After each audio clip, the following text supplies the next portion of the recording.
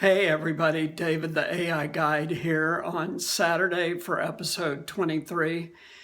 And today we're going to take a break from AI by industry. And we're going to talk about a current topic, which is NASA's recent award of a contract to 3 different companies to build a human-rated lunar lander. And this just happened last week. The 3 companies are Blue Origin, Dynetics, and SpaceX. So this is a very ambitious goal, to build a new human-rated spacecraft in only 4 years.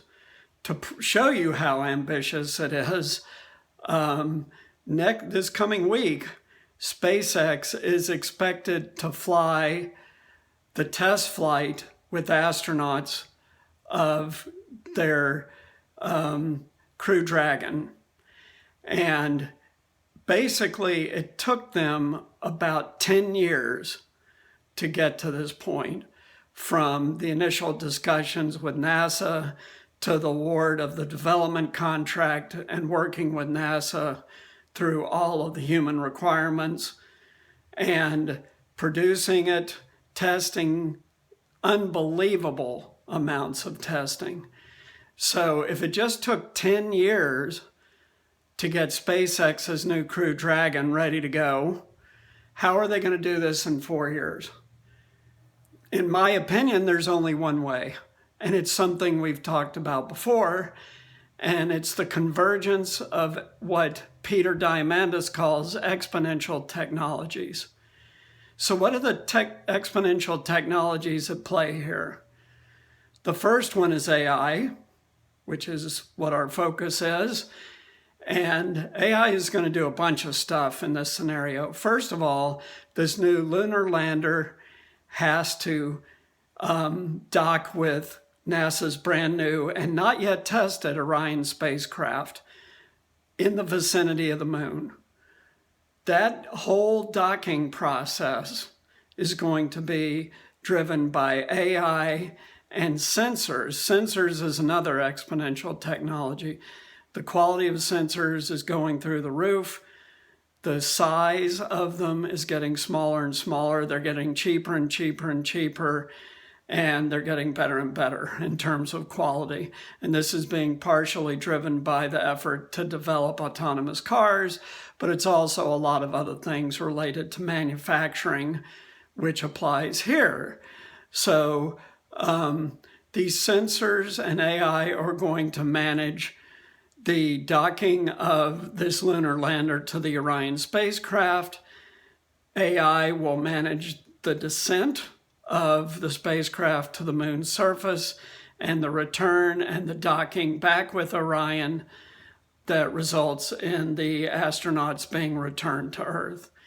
So we've talked about AI and sensors. There's a whole other exponential technology that I'm certain will play an important part in this, and that's 3D printing.